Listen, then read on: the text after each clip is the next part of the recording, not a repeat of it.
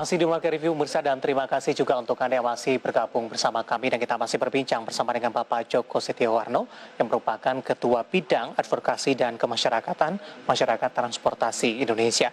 Pak Joko, kita lanjutkan kembali Pak. Halo Pak Joko. Ya. Ya, kita lanjutkan kembali Pak. Kita coba balik ke awal untuk flashback sebentar Pak Joko dari sisi urgensi dari keberadaan proyek kereta cepat Bandung ini Pak Joko, ketika pemerintah memutuskan untuk mengerjakan proyek ini atau membangun dari infrastruktur ini, apakah kondisinya memang sangat-sangat dibutuhkan atau MTI melihat ada aspek lain, mungkin politik juga ada unsurnya di sini Pak Joko? Ya, pada awalnya itu kan yang melakukan studi kelayakan itu kan dari pihak Jepang ya. Dari Jepang karena dia punya kepentingan juga beberapa industrinya di wilayah itu.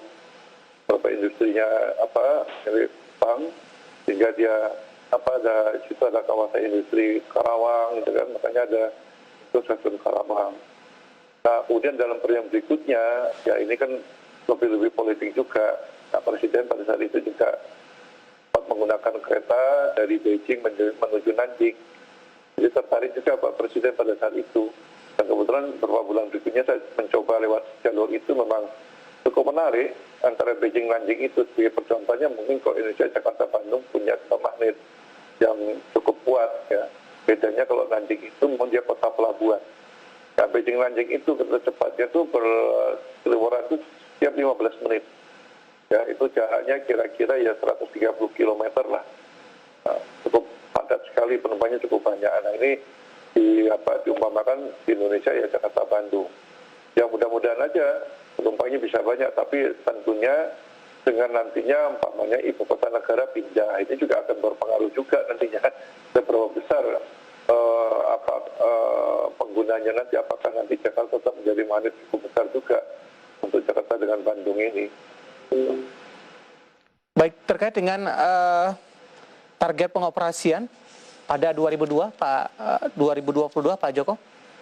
Saya kira kalau 2022 tidak mungkin ya. Kita bayangin aja kereta LRT Jabodebek. LRT Jabodebek ini secara fisik hampir selesai, sudah sedikit, namun kan penambahan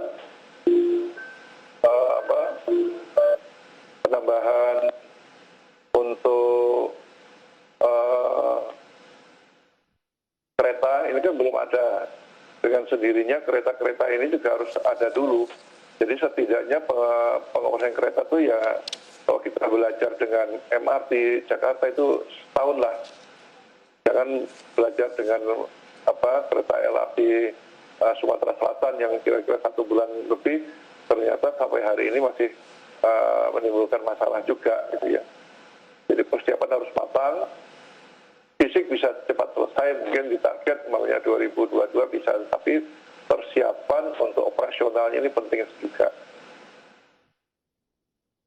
Seperti apa MTI melihat Pak Joko ketika ini kereta cepat Jakarta-Bandung beroperasi Pak, dampaknya kepada kondisi transportasi khususnya di Jakarta-Bandung begitu, kemudian dampak keekonomian dalam hal ini Pak Joko?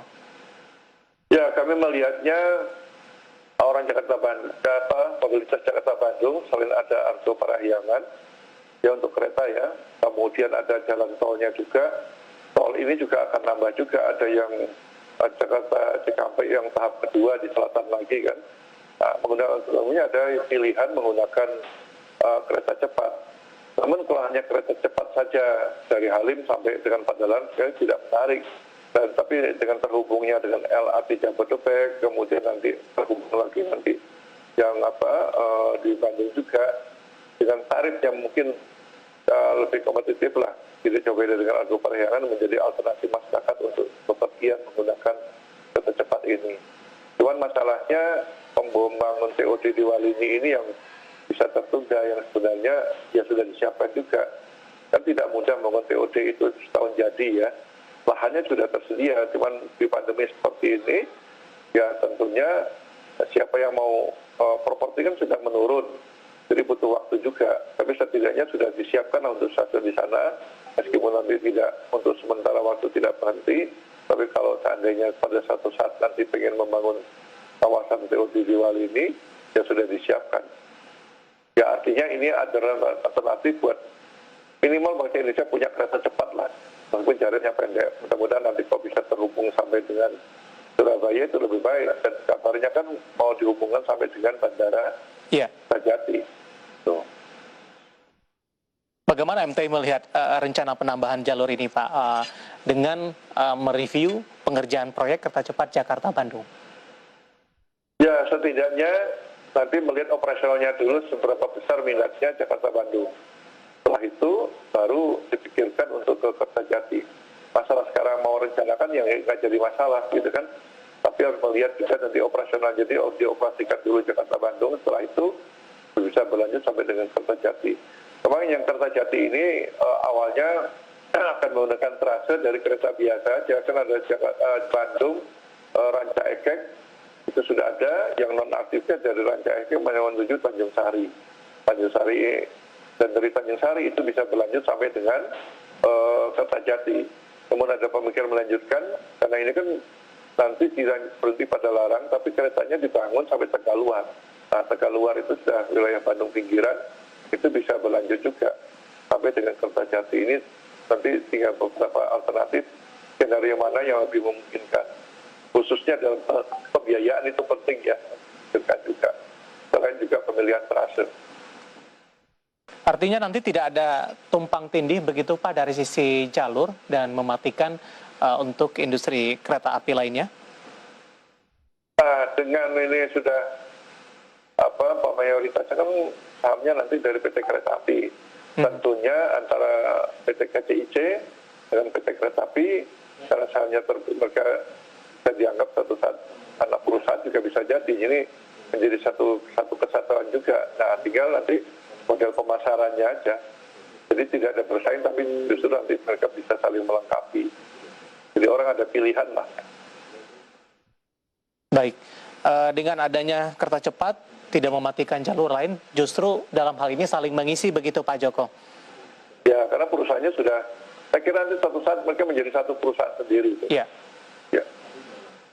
Untuk proyeksi ke depannya begitu Pak, akan menjadi salah satu ruang lingkup yang besar, pembagian jalur semua segala macam dan tergabung dalam satu bentuk atau satu kesatuan begitu Pak Joko?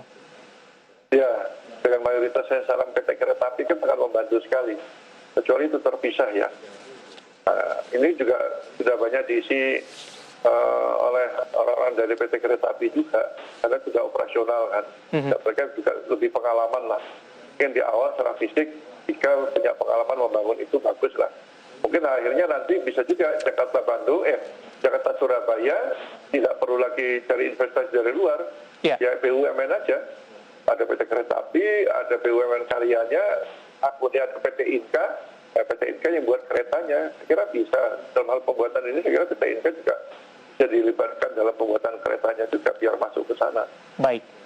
Pak Joko, waktu kita cukup terbatas, Pak. Terima kasih sudah bergabung bersama kami. Semoga kita bahas bisa menjadi referensi bagi pemirsa IDX Channel. Sehat selalu, Pak Joko. Terima kasih, selamat pagi. Terima kasih kembali. Baik, Pak Joko Setiawarno, Ketua Bidang Advokasi dan Kemasyarakatan Masyarakat Transportasi Indonesia. Dan tetap di tempat Anda, karena setelah ini Market Review akan segera kembali dengan topik yang berbeda.